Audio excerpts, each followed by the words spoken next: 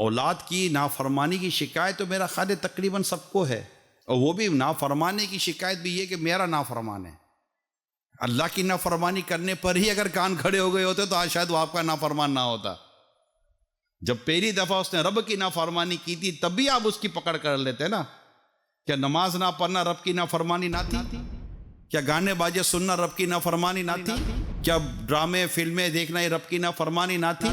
ये सब रब की नाफरमानी, और ना जाने कितनी रब की नाफरमानियां थी। लेकिन उस रब की नाफरमानियों को देखकर हमें थोड़ी सी भी तशवीश नहीं हुई। लेकिन जैसे ही वो हमारा नाफरमान बना, मेरा बेटा नाफरमान है, मेरी बेटी नाफरमान है, नशे का आदी बना, मेरा बेटा हाथ से निकल गया, नमाजी नहीं बना था तब बेटा हाथ से नहीं निकला था, मादरत के साथ, वेरी सॉरी टू से। आपके कारोबार को झूठ बोलकर, धोखा देकर, फ्रॉड करके, उल्टी सीधी नाजायज चालाकियां बनाकर आपके कारोबार को बढ़ा रहा था, तब आपका बेटा हाथ से नहीं निकला था। लेकिन जब आपका बेटा शराब की तरफ चला गया तो आपका बेटा हाथ से निकल गया। आपका बेटा नशे में चला गया तो आपका बेटा हाथ से निकल गया। आपका बेटा आपकी पसंद के अलावा किसी और लड़की को घर में ला रहा है तो आपका बेटा हाथ से निकल गया।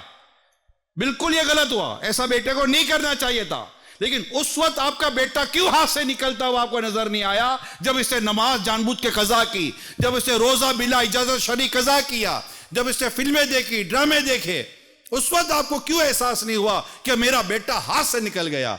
क्योंकि बेटा आपके हाथ से निकलता आपको नजर नहीं आया था, जबकि वो रब का नाफरमान बन चुका था। हम इस बात को कब समझेंगे कि अगर हम अपनी औलाद को नेक देखना, फरमाबरदार देखना चाहते हैं तो अपनी औलाद को नमाजी बनाना होगा। आप सबको उसको नेक बनाना होगा, उसको पहले ही झूठ पर रोकें।